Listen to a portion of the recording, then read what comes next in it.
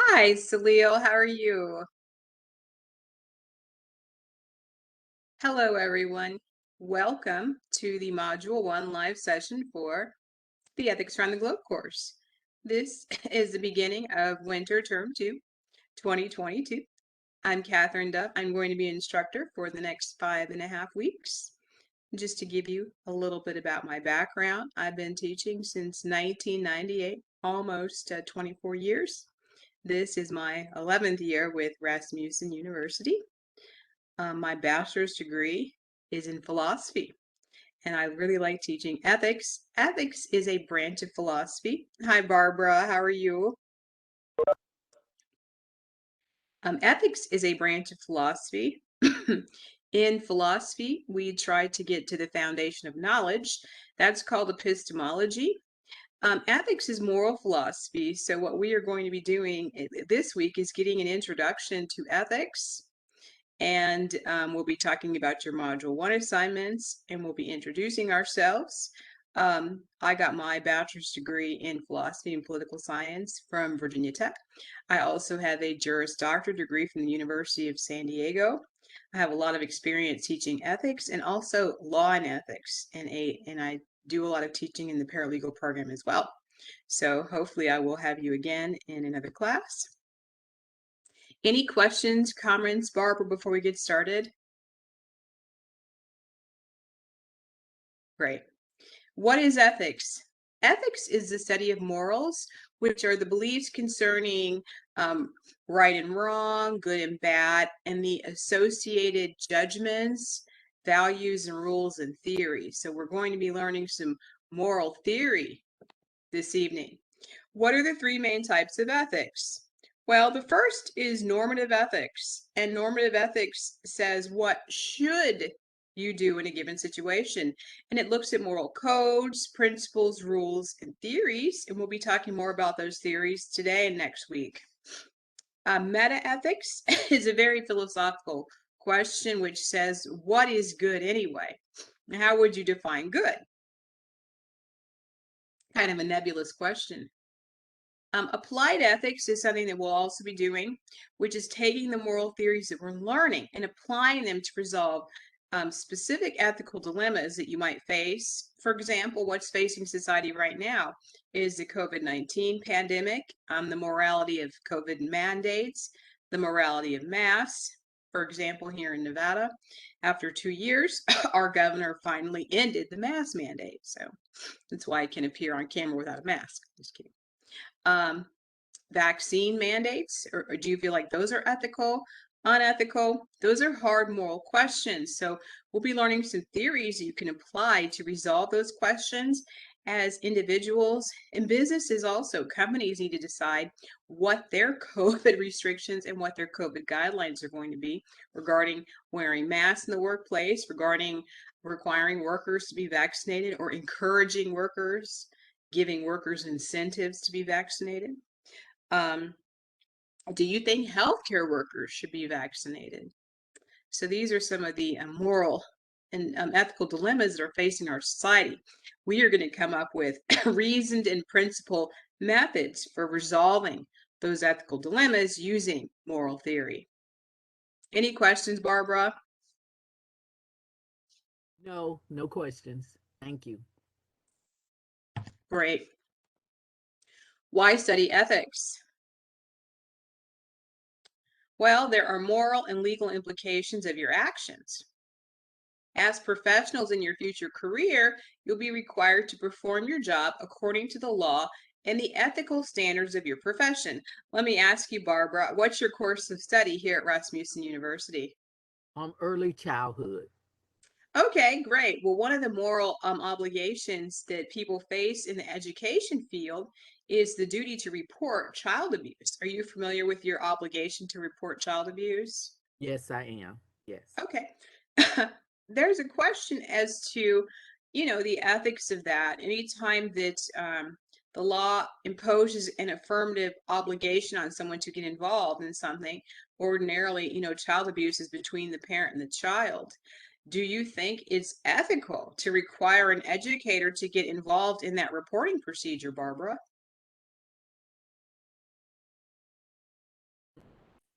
Yes, I do to a point, and then to a point I don't. Um, I do. I haven't had to face that or anything in what I've been doing thus far, but some of the issues that I see with the children, it's like, yes, I need. They do need help in some things. I haven't had to deal with the child abuse or anything, but in just some just simple issues, I see that yes, they do need some help, and it's like, well, what can you do? But then again, sometimes it's like, well, should I get in there? Maybe it's not what I'm thinking it is. I don't know. Whenever a child get a scratch, how do I know that they just didn't fall? Or, it's a lot of stuff, yes. Good, good. We're going to look at utilitarian ethics next week. Utilitarian ethics says that the morally correct action is the one that leads to the best consequences for everyone involved and really creates leads to the greater good. So I really feel like this duty to report is to serve the best interests of the public, and an obligation, a moral obligation to protect children because they're too young to protect themselves. And in that instance, the government, the state, or the county would be coming in to protect them through, a termination of parental rights proceeding or a child welfare endangerment proceeding, a dependency case, right? All of that could start with a report of child abuse from an educator like yourself. So that's really what where the law and our government comes in, is to protect children who are too young to protect themselves, and it's in the best interest of society to have that duty to report. Good. So thank you for sharing that. So that's why we study ethics, right? Because everyone is going to be required to perform their job according to ethical standards of your profession. Educators do have certain ethical obligations, to be fair, um, among other among other things. And accountants must perform their work according to the generally accepted accounting principles. Attorneys have to practice law in accordance with a reasonable standard. Doctors, nurses have to carry out the care of patients according to a reasonable standard of care. If they fail to do so, it's unethical, and it may also be illegal. So we have to learn to make good ethical decisions. Barbara, what happens if we don't make ethical decisions as individuals or as a collective? People can get hurt. I mean, people can get hurt if you don't make good decisions. What happens if no one gets vaccinated? Oh, that, oh, yeah. I This would just keep going and going and going. I believe I'm this it is. I have some family that work in healthcare, and it's like they push get vaccinated, and I understand why, because they have to go home, and when they go home, they want to make sure that they are able to go home and not take anything to their families too. So I do understand. Yes. Yes, I mean, as a society, given the scientific evidence, assuming one believes, in scientific theories and principles, and those kind of observational theories that, we usually rely on those at the university level. We believe in scientific research. So um, showing that scientific research from the last 250 years shows that vaccines can help stop the spread of viruses and other communicable diseases. Believing in that and understanding the science behind, messenger RNA, um, it would seem arguable that it's in the best interest of society for some people to get vaccinated. Certainly, healthcare workers who are, right in the line of fire. They're the first people who are dealing with patients who have COVID. So it definitely makes sense that healthcare workers who are at risk themselves, right? We know many healthcare workers have contracted COVID and died, sadly, and have had serious complications, especially before anybody had vaccines, and healthcare workers were still trying to take care of patients, COVID patients. So a failure to act ethically could have serious implications for our entire society. So um, that's why we study ethics, right? Yes. Yes. What do you think is the correct age for a child to begin learning ethics, Barbara? Oh, early, early in early childhood. Um, 1, 2. I mean, right, wrong, they need to learn that as early as possible. I mean, because it can keep them safe. That's what we tell them at school. It keeps them safe. You need to know you can't do this. You can't run on the mulch. You got to run.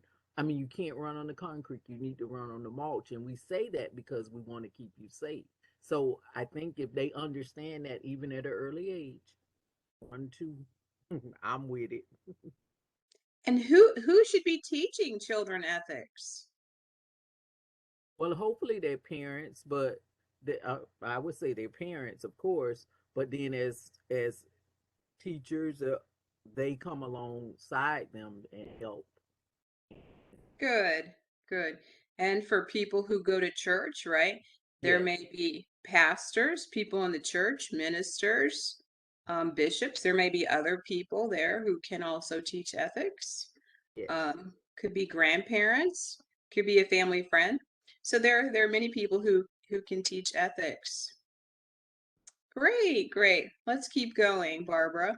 yes, Um, so ethics is a course in philosophy. The Western tradition goes back to the ancient Greek philosophers, and there are three that we need to know about. The acronym is called SAP, Socrates, Aristotle, and Plato. Socrates lived in 500 BC. He was a warrior. He would fight in ancient Greece barefoot. He would wander around barefoot in the snow. Socrates was somewhat of an enigma. He also liked to engage people in dialogue. So he would come around other people in the community and ask them questions and try to get them in a contradiction to show them that they didn't know as much as they thought they knew. That became later known as the Socratic method. It's one way of learning through questioning and answering and discourse.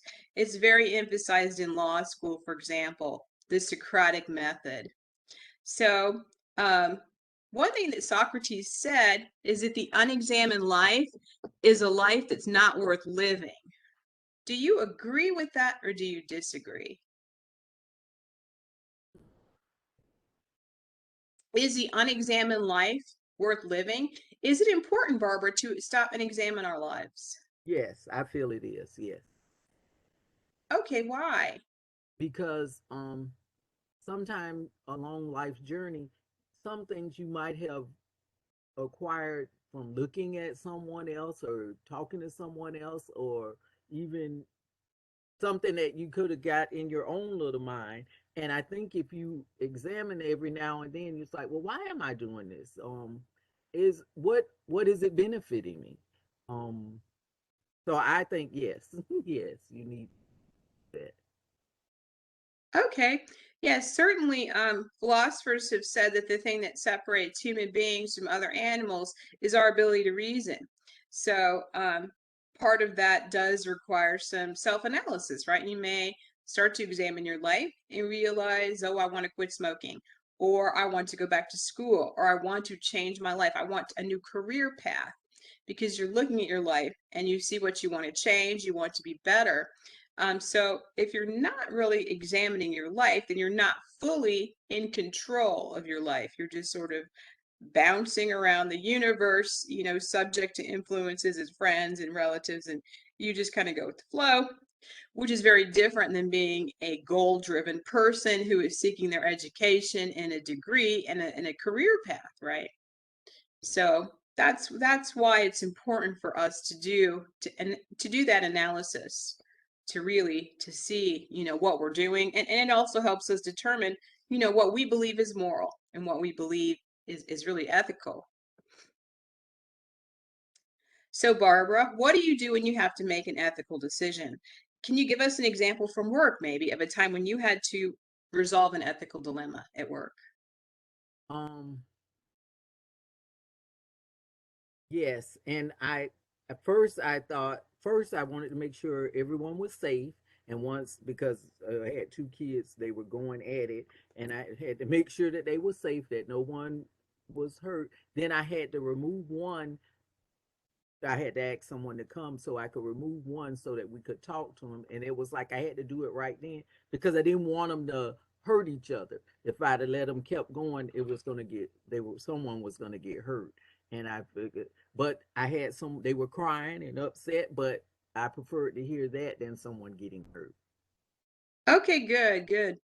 Yes, I believe that, one thing when you're making an ethical decision is knowing when it's time to get another person involved, right? Right. When it's time to act, when it's time to take action. And I think that's something as we as a society need to review because we can certainly look back, at the pandemic and at our world leaders and see times when maybe they should have taken action and did not. They delayed action, right? You go back to it's called COVID-19 because 19 it was 2019 when the virus was first identified and recognized. However, we as the public were not really warned about it until 2020, and that was due to world leaders in America and China withholding that information instead of, taking action to protect the world from the spread of a deadly communicable disease. So, yeah, certainly failure to act is a problem, and one of the steps, toward ethical decision making and courage, right, is knowing when it's time to act, when it's time to do something, when it's time to ask for help, when it's time to notify people, when it's time to, to take control of a situation. um were you happy with how that situation turned out, Barbara? Yes, yes, I was because no one got hurt, but we had to call parents, but no one was hurt, and I think it turned out really well to say that how it was going. Great. Well, it sounds like you know how to resolve an ethical dilemma. And part of that, is first recognizing and acknowledging when there is one, right? And knowing when it's time to start taking action rather than burying your head in the sand, again, which we've seen many times in this country, people burying their heads in the sand and until it's too late to take action. Good.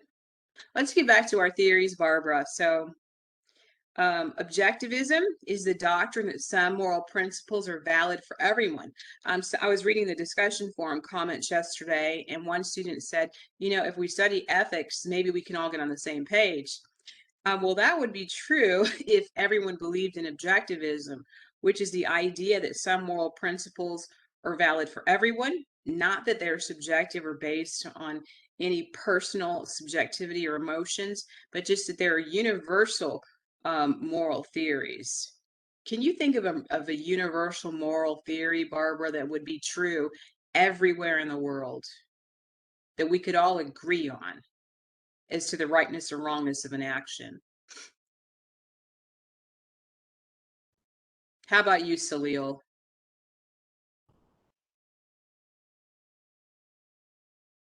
Can we all say that murder's wrong? Does Yes, I would. everybody believe that murder's wrong? Yes, I think we do in America, but we know that in other parts of the world, genocide has been practiced, right? During the Holocaust, Hitler and the Nazis engaged in genocide. So obviously, they don't have a problem with murder. Under Sharia law, it's okay to kill Christians, right? Islamic fundamentalists, a certain group of them believe that terrorism is okay. So we can't even say that everybody in the world believes that murder is wrong. I think most people in America believe murder is wrong, but not everyone here does, right? Because there are people here who are serial killers. Do they think murder is wrong and they're still doing it? that's true. That's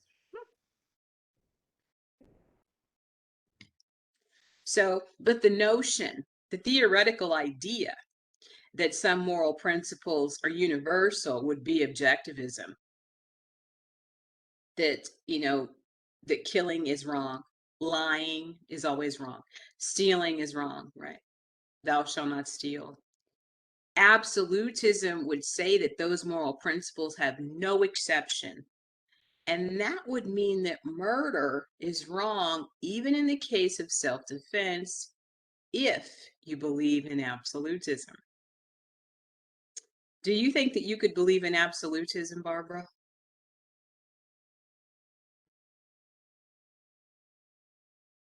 I'm not sure. I think I'm not. I really didn't understand what it was. So Okay. So to say that murder is always wrong. So if an intruder comes to my house with a gun and starts shooting at my door, and I pull out my gun and I shoot and kill him, that would be me acting in self-defense. and would that be However, wrong? It would be because he would be dead. Yes, that's had to kill him, but he shouldn't have came to the door to come in. So no, I don't. Yeah, that's I like that one. okay, so you don't believe in absolutism. Yeah, I think most people would say that there are some exceptions. You know, lying might be okay to protect your children, right? Right, right. If a predator comes to your door, a child molester comes to your door and says, "Are your children home?" And I say no, because I want to protect my children. um, that would be me not believing in absolutism. That would be me believing in utilitarianism or consequentialism or some other moral theory where I'm looking at the consequences of my actions, that lying leads to the greater good, right? How about a mother who steals from Walmart to feed her children? If the mother doesn't have any money, um, the children starve to death. But, people can shoplift. A lot of stores do not prosecute shoplifters. I worked in retail when I was in high school. Most stores do not prosecute shoplifters. The security in most stores are not trained to risk their life to chase after shoplifters. Most shoplifters get away with it. So if a mother who has hungry kids at home and she's hungry goes into a store, steals some things, and walks out, they're probably going to get away with it. Is that morally wrong?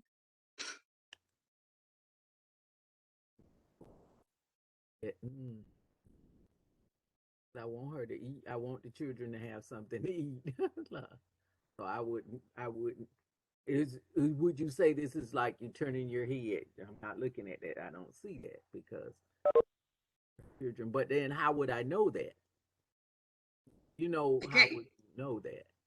Good. Yeah, that would be again not believing that moral principles are absolute, believing that there could be exceptions. And we'll talk more about consequentialist ethics next week. Consequentialist ethics says that the morally correct action has the best consequences. So if stealing feeds your kids, then that's the best course of action according to consequentialism. Um, so we're just looking at some of these different theories, Barbara, to see which theories we like, which ones we don't like, which ones we could apply in a given situation. Um, I like objectivity theoretically, but I don't think I could believe in absolutism, because I would believe that there would be exceptions, right? Right. Even if I could say objectively murder's wrong, I would say that there's probably some exceptions in which it could be justified. So let's talk about another theory that is very popular, and it's called cultural relativism. And that would be an action is morally right if one's culture approves of it. So it would be like, when in Rome, do as the Romans. For example, ordinarily, people may think it's wrong um, to smoke marijuana. But suppose you live in Colorado or Nevada or Oregon, these states that have decriminalized marijuana. If you live in a state that has decriminalized marijuana, is it suddenly okay to do it because people around you are doing it?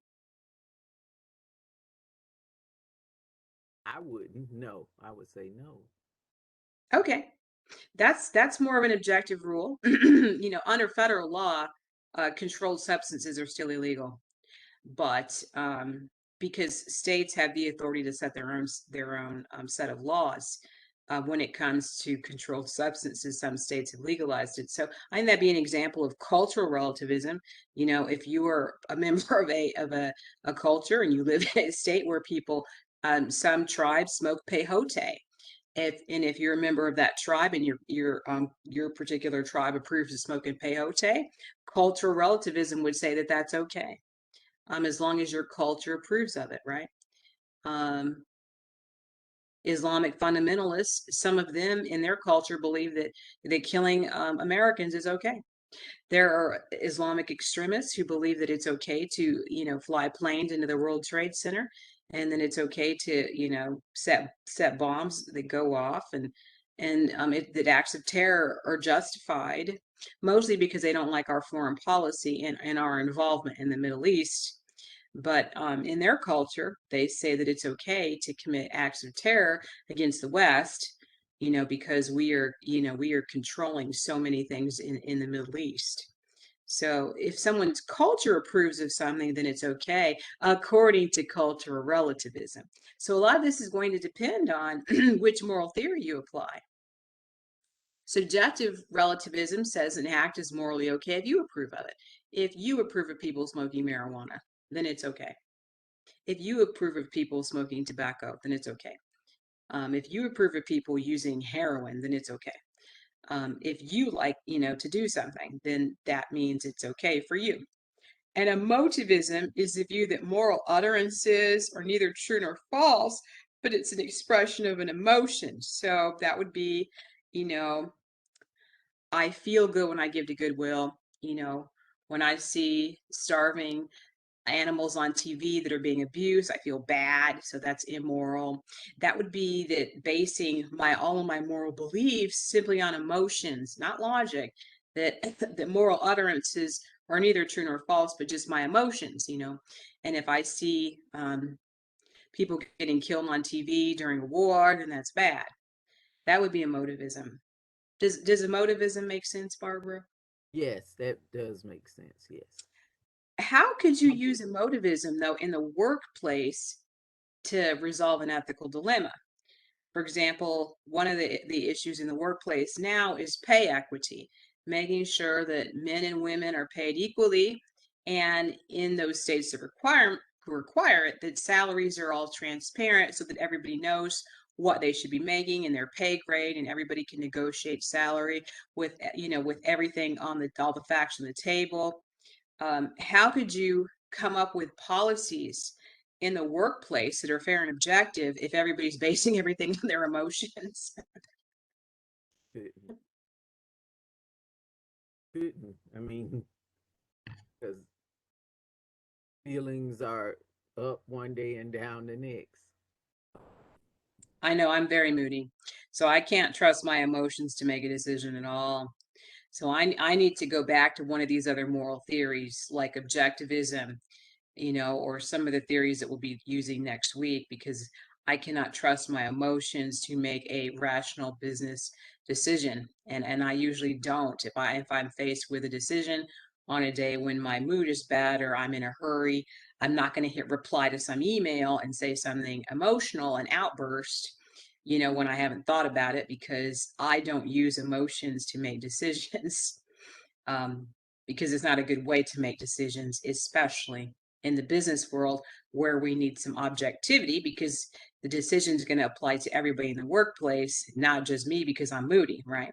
I think that's a mistake that many people make, is making decisions based on their emotions instead of calming down and thinking about it and trying to apply some objective theories. Any comments about these moral theories, Barbara? Any observations? I've learned a lot so far. Great. It's like I didn't realize that all of this I didn't know, so that's a good thing. Good. That's what You coming know, to college is. It is really opening your eyes to everything that's out there. And the more that you learn, the more that you realize there is to know. yes, yes. So we're on the path. Let's go into a little more detail about cultural relativism because it's so important, especially because we are increasingly living in a multicultural society. I live here in Nevada. I've never seen a city more diverse than Las Vegas. In fact, out here in the West, where do you live, Barbara? Um, St. Petersburg, Florida. Oh, okay, great. Florida is also very diverse. I love the Cuban restaurants out there. I was in Tampa about 10 years ago, and I like Tampa's absolutely gorgeous. It's really beautiful. How's the weather today, It's a little cool. We had to wear a jacket, dear? but it was nice. It was nice. Great. So yeah, we live, you know how diverse St. Petersburg is very diverse. That Oh, that area is diverse too. Nevada is very diverse. In fact, out west here, most of these states are majority people of color, majority minority states like New Mexico, Texas, California, Nevada. I mean, the majority of the people who live here are people of color. So there's a tremendous amount of diversity here, and there's people from all over the world. So it's really having to open my eyes to more cultures and more acceptance of different traditions. So cultural relativism is the idea that ethics and moral codes are relative to the culture. From this perspective, what is right and wrong, good or bad, blameworthy or praiseworthy, would be dictated by that culture. So let's look at some of the underlying premises that cultural relativism relies on. One, different societies have different moral codes. That seems to be a true premise. The moral code of a society determines what's right in that society. I can agree to that. There is no objective standard that can be used to judge one society code is better or another. There is no universal truth in ethics. There are no moral truths that hold true for all people at all times. I don't necessarily agree with that, but that is one of the premises upon which cultural relativism is based. The moral code of our society has no special status, it's one of many, and that we should adopt an attitude of tolerance toward the practices of other cultures. So these are some of the underlying premises and the claims of cultural relativism. It rests on these claims. So the truth of cultural relativism rests on the truth of these claims.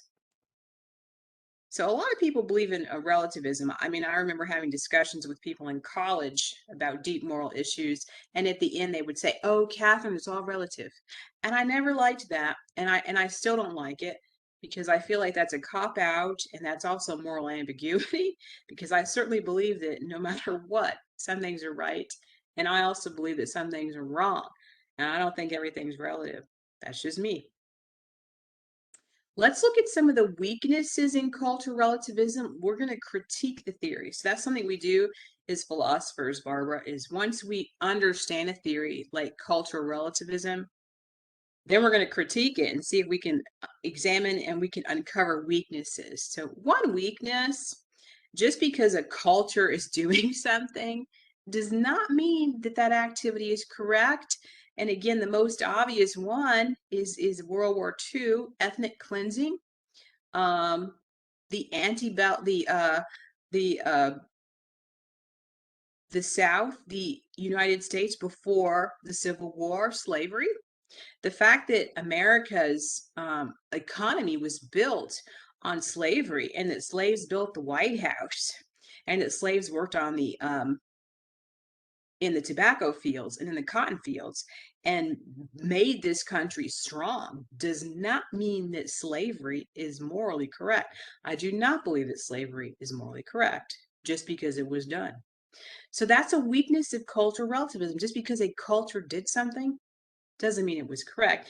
And in fact, America's founders knew that slavery was wrong at the time they founded this country. They just did not see a way to end it at that time. So we ended up not ending it until 100 years later in a bloody civil war where 10% of the men in this country were killed.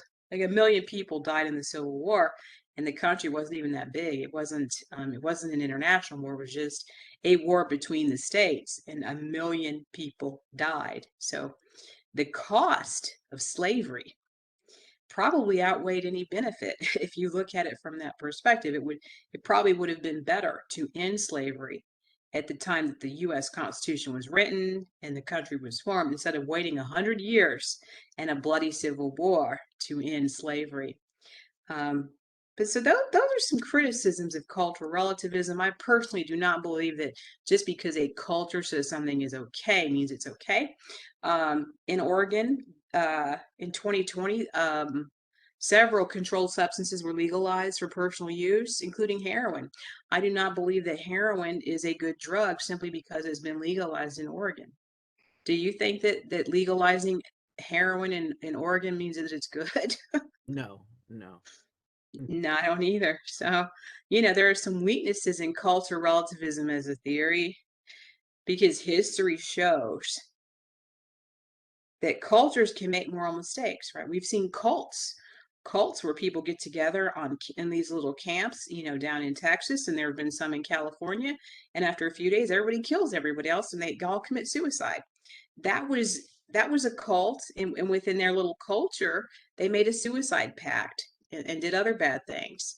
To me, the fact that they did that and that they approved of it within that cult does not mean that it's morally correct. So I think if we think about it and we use our head, we can come up with several reasons why cultural relativism is a weak theory, and it is subject to some criticism because, the the extreme terrorist on 9/11 who planned for 10 years and went to flight classes in the 90s and came to this country and plotted and planned and waited to commit 9/11 and engaged in suicide bombings in the World Trade Center. The fact that they believed that was okay because they were, Muslim extremists does not mean that it was objectively right. So I think we can see the weaknesses of cultural relativism.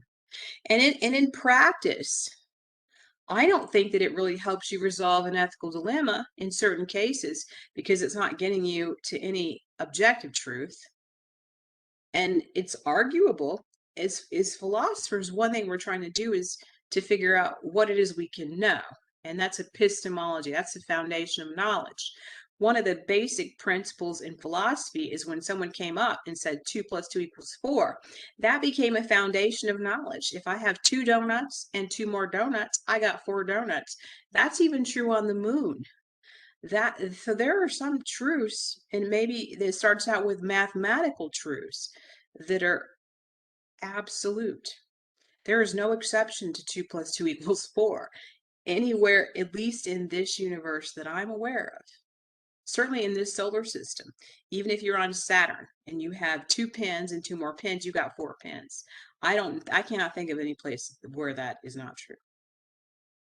So an application to that would be in the healthcare field. There's a lot of medical malpractice cases. I was a medical malpractice lawyer back in the 90s, and one of the things that routinely happens is even today is problems with patients coming into the ER with high blood pressure and that not being treated correctly by the doctors. Well, again, blood pressure is not a subjective notion. There is a machine which can be used to determine a patient's blood pressure within a mathematical certainty. And based on that blood pressure, there's a certain course of action for treating the patient. And that is the standard of care that is ethical and also legal. So again, trying to, say, well, why did, asking a doctor, why did you treat the patient incorrectly? Oh, well, it was all relative. That's not going to get you off the hook if you're getting sued for medical malpractice. There's an appropriate standard of care for patients, um, and it's based on their vital signs at the time they present in the hospital. Those vital signs can be measured and known within some sort of mathematical certainty. We've heard about planes flying at certain altitude. Again, awareness of facts, right? This takes me to the Kobe Bryant case. Do you remember that from last year? One of the early ominous moments of 2021 is when Kobe Bryant's helicopter went down. And it was the day when the police had decided to ground all choppers. Why? because the actual physical atmospheric conditions were not appropriate for flight. It was foggy, visibility was low, and it was not an appropriate time to be flying in a helicopter. Kobe Bryant knew this, and so did the pilot. Okay. They were determined to get where they wanted to go anyway without having to drive through LA's traffic. And I mean, the traffic in Southern California is very bad. I hate LA. Do not like LA because the traffic is bad and the drivers are rude. So rather than having to, Kobe wanted to go to his daughter's basketball meet, but he did not want to have to drive through traffic. So he said he chartered a helicopter to take her teammates, her coach, and some of their friends. Well, the problem was is the atmospheric conditions were not appropriate in an objective sense for anyone to be flying a helicopter. Kobe didn't believe in impossibility, so he went up there anyway. And the true facts of physics brought his helicopter right to the ground. So again, this notion of whether or not the conditions are appropriate for flight is objective.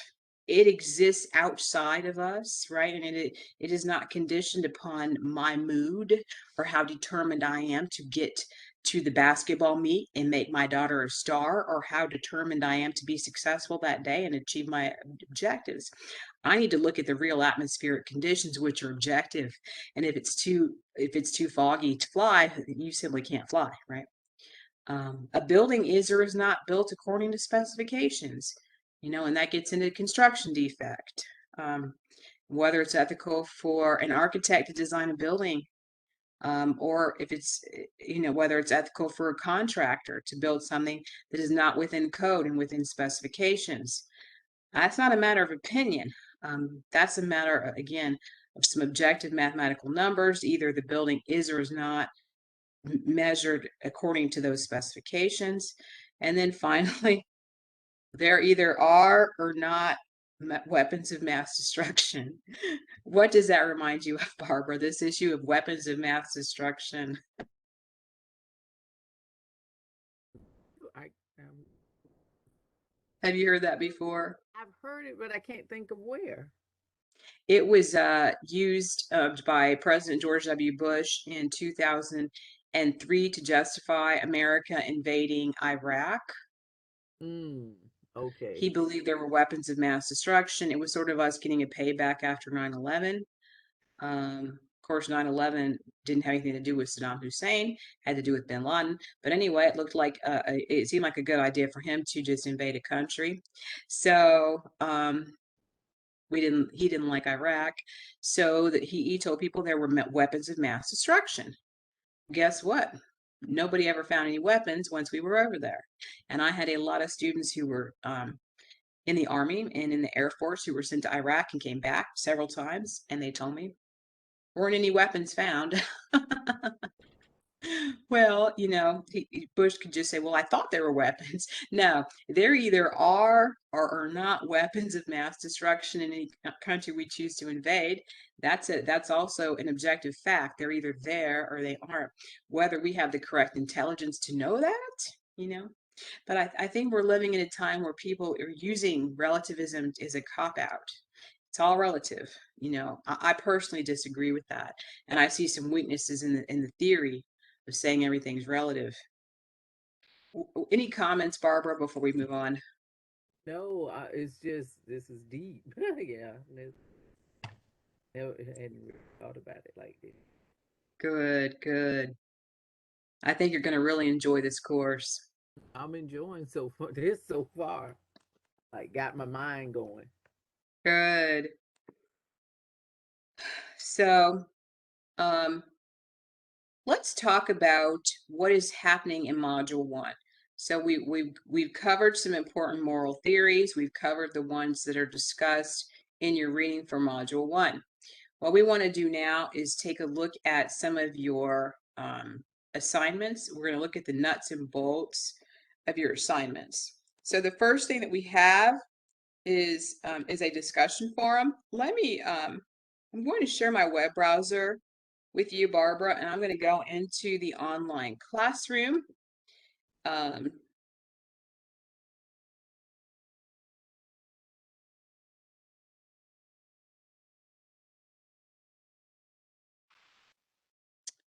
Blackboard is our learning management system.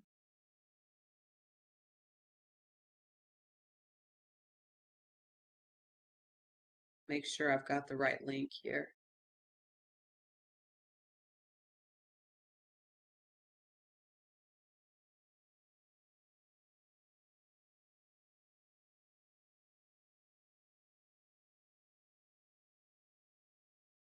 Okay, Blackboard Learning Online Platform. So we're going to log into the course online and take a look at your Module 1 assignments.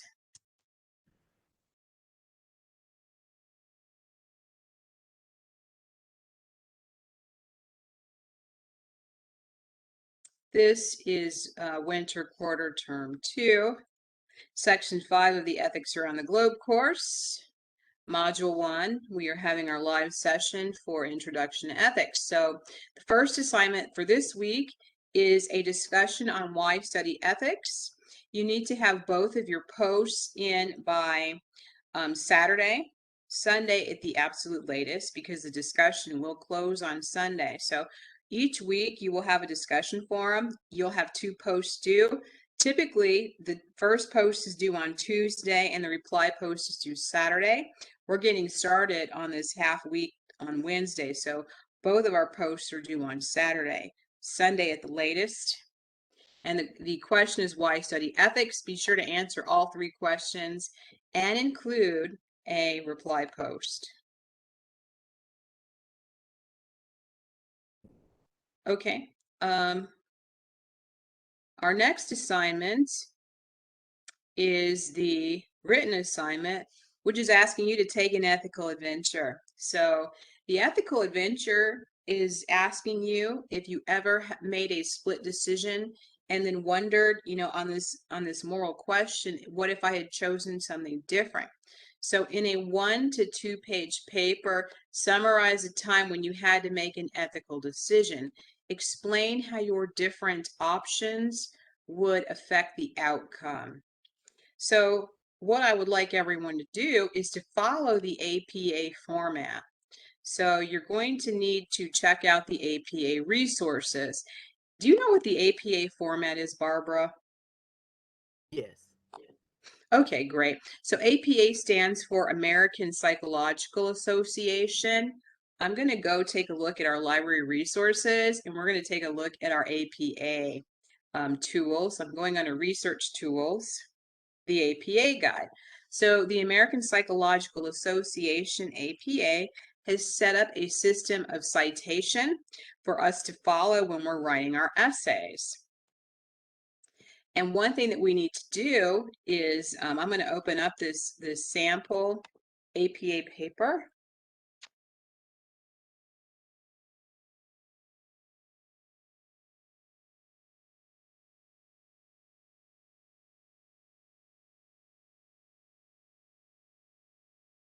Can you see the sample APA paper? I don't see anything yet. I just Okay, don't see it yet. okay,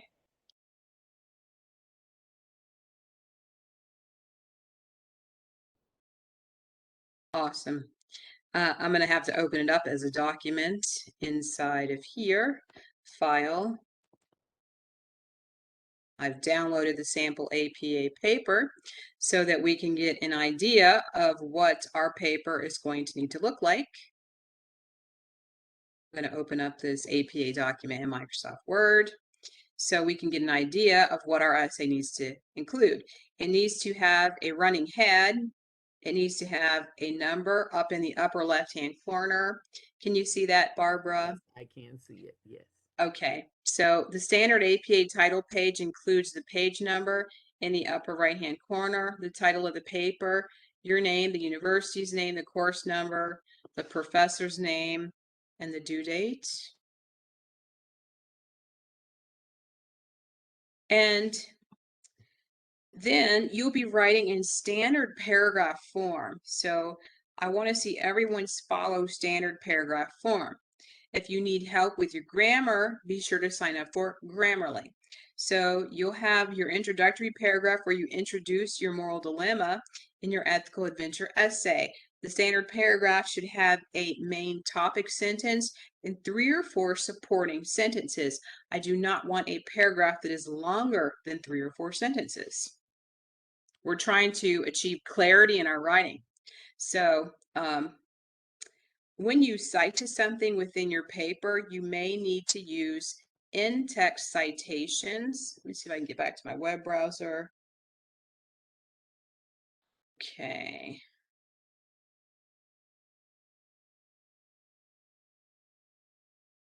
Can you see the APA toolkit? Yes. Awesome. So in this essay, if you're discussing moral theory, you will want to go over here to the left-hand side where it says in-text citations. If you're talking about a moral theory that you got from the textbook, you'll want to include an in-text citation giving credit to the author of that idea. I did not invent utilitarianism. I did not invent objective moral theory. I did not invent consequentialism. So if I'm citing to the author of the book, if I'm paraphrasing something, then I want to use an in-text citation. And when I paraphrase something at the end of that sentence, I want to use the author's last name and the year of publication. Not particularly difficult to do.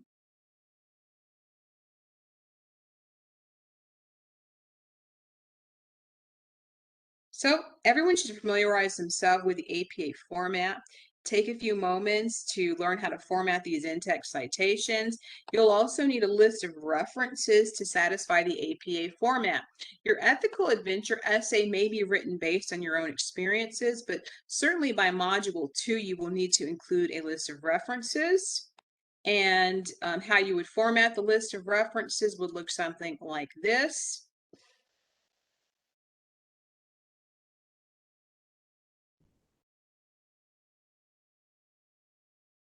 And there are also tools in Microsoft Word that can help you format that list of references. Okay, you also may need to do research.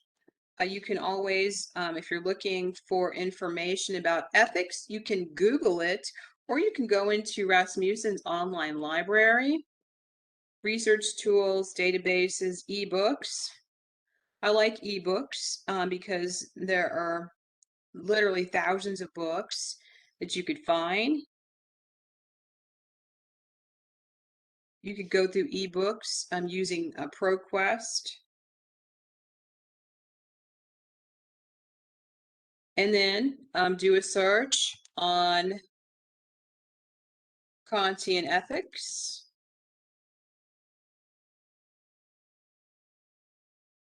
We will learn about Kantian ethics next week. But if you wanted to talk about Kantian ethics or get information about virtue ethics, you could simply read this book on virtue ethics.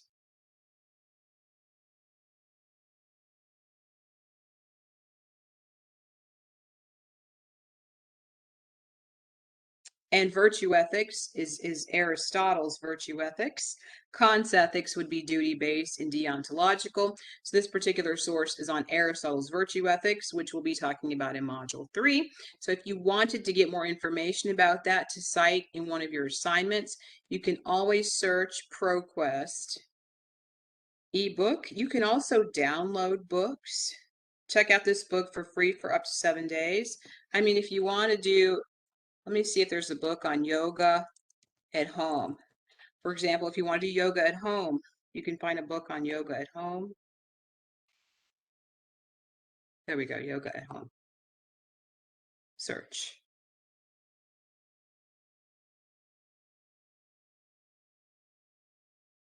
Physical rehabilitation, medicine, and therapy. So it looks like it's going to come from a medical perspective, marketing and religion.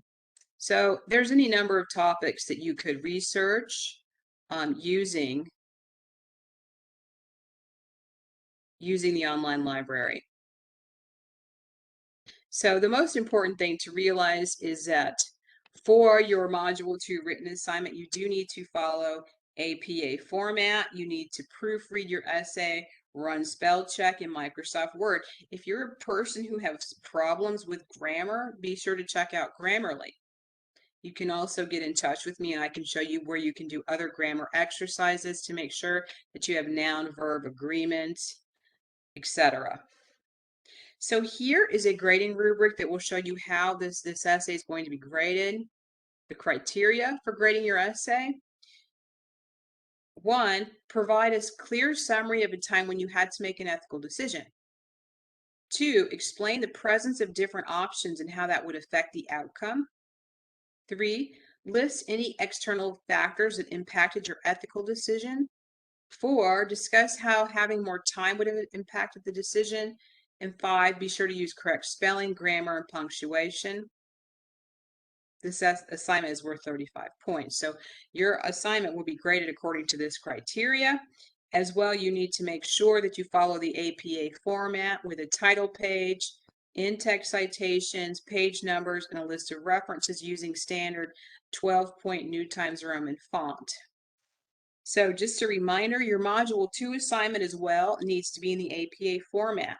So you'll need to research your topic using the book, the internet, cite reliable sources. This is an academic institution where we are going to be referring to authorities like Socrates, Aristotle, Kant, Jeremy Bentham. These are different moral philosophers. We'll be referring to their ideas and citing to reliable textbooks and articles that present their ideas, because we want to give credit to the author of our sources, even when we're paraphrasing something, Barbara, putting it in our own words, or if we directly quote information, that's fine as well. We will need to use an in-text citation and include a list of references. APA format requires a title page, standard 12-point New Times Roman font, double spacing. Make it easier on your instructor, please. I cannot tell you how difficult it is for me to read a paper that has them in double space. In fact, I go back and double space it myself and then read it. So be sure to follow the format for APA, standard fonts, and double spacing. If you have any questions, you can always look at the resources tab in Blackboard and get to the library and learning resources. And if you feel the need for assistance, you can always seek out tutors who are happy to help you. Let me know. I can set up a tutor match for you. Tutoring is always free and available. You will lose points for failure to follow the APA guideline for your essays. Any questions, Barbara? We My, did it. We got to the end. my only question is, did you say the discussion needed to be posted tonight or by Saturday? By Saturday. Next week, it'll be due Tuesday, Tuesday. and then the Okay. reply post will be due Saturday. Okay. And it's on the assignment PowerPoint that I posted and passed out. So for Module 1, since we're starting on a Wednesday, your discussion posts are not due until Saturday. The discussion will end on Sunday, so any last minute comments need to be put in there by Sunday, because Monday a new discussion starts. So just be sure to make your post by Saturday. Okay. Okay. Thank you. Thank you, Barbara, for your participation. So we do have a question for getting credit for the live session. And those of you watching at home, you simply need to watch the video and submit the correct answer to the live session question. And people who participate in real time also need to submit the correct answer to the live session question. The question for this week is, what is a criticism or a weakness of cultural relativism? What is one weakness of cultural relativism? And I know we probably talked about 5, Barbara, I can remember. So you need to submit that that answer.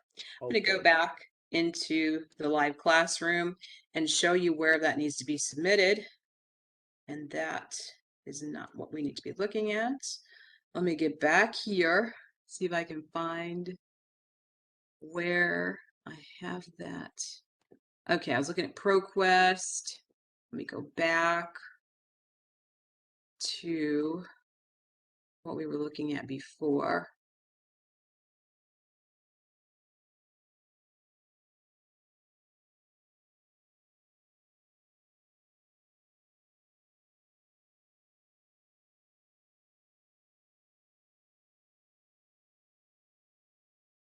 There's the online library.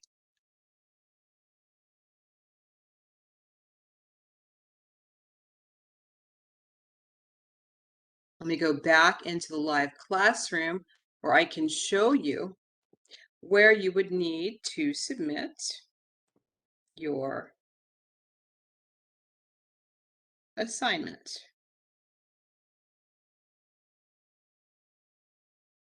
So you will need to submit the correct answer to the live session question. So we'll go under Module 1, Introduction to Ethics, Live Classroom. In the box, enter your response. So right in there, you will type your answer.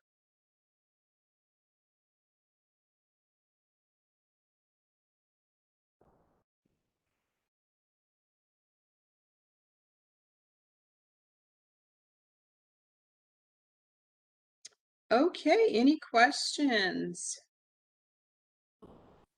Think I'm okay. It was a lot, but I'm okay. Great. I know we covered a lot in that hour, Barbara. Thank you so much for your excellent participation. And I look forward to receiving everyone's assignments by Sunday. Have a great weekend. Thank you. Nice meeting you, Barbara. Nice meeting you. Bye bye. Bye.